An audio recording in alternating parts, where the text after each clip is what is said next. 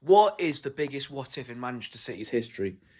So obviously you've got what if Pep didn't muck about with the team against Chelsea in the Champions League final where we lost 1-0, Kai Havertz scored, like, and he played one of Fernandinho or Rodri. I think that's a big like option of like the biggest what ifs in City's history, because I think if that happens and he played either one of them or both of them, we would have had more than enough to beat that Chelsea side. I still believe that that side that we had on the day was good enough to beat Chelsea, but obviously it didn't happen, and Chelsea was better side on the day and they beat us fair and square, no arguments. But it's difficult because I think, like,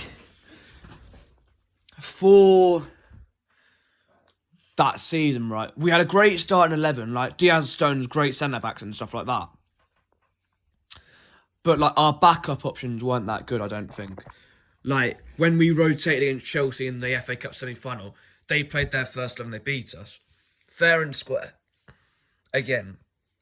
And they deserve to win. I don't think that squad was very good. Obviously, full some balanced football. Like, we got some big wins, like winning 4-1 at Liverpool, beating Dortmund home and away, smashing PSG. But I think, like, that season, it wasn't, like, as good backup options. I think, like, the treble year had far better backup options.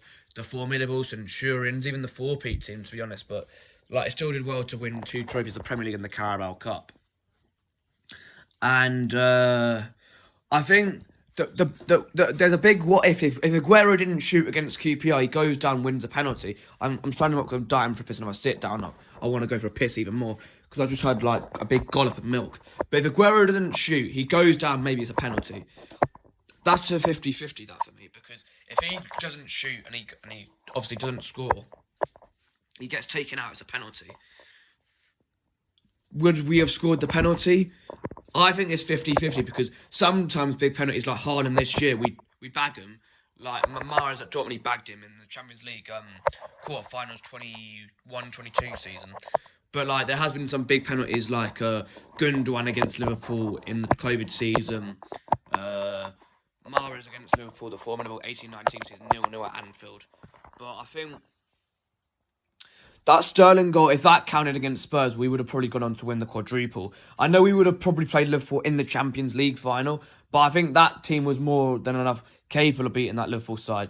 And obviously you had the 21-22 season where we got knocked out by Madrid. We were 2-0 up against Madrid, right? And Mahrez has the easiest assist to play it to Phil Foden, square it, Foden easy tap him, 3-0. And I think regardless of how good Madrid are, they don't come back and make that game like tighter and make it 4-3. We probably would have gone on to score 5 or even 6.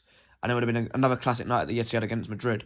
But for me, that season we wouldn't have won the Champions League, I don't think, because we had no striker. That Liverpool team was probably better than us, and we did do quite well to beat them to the league that season, in my personal opinion.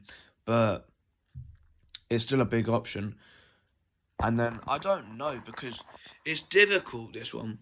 And what if KDB scored against Madrid in the 23-24 season, the one where he put it over the bar when it was 1-1? We'd probably go on to win that game. Not only win that game, win the whole Champions League competition. But I suppose it didn't hurt as bad because obviously we won the Champions League already. And we wasn't probably going to win the treble that season anyway, I don't think. Because I think if we'd have won the Champions League that season, we probably would have bottled the league or came second to either Arsenal or Liverpool that season. And I think that's why I think we still probably wouldn't have won the treble either way that season, because I just think that 4-peat season, it was lacking something that the treble side did have. And that's my takes. And also, if you don't support City, leave your club's biggest what if in the comment section as well. But there's a few good options for City. And also, you could have like maybe, what if Donnarumma didn't make that save for the was it McAllister strike against Anfield against Liverpool at Anfield this season? They've obviously gone to equalise and we're not in the title race right now, if that was to happen. But I think it is probably the Sterling one against Tottenham, the biggest what if in City's history. Like, what if that counted and wasn't disallowed for offside against Aguero?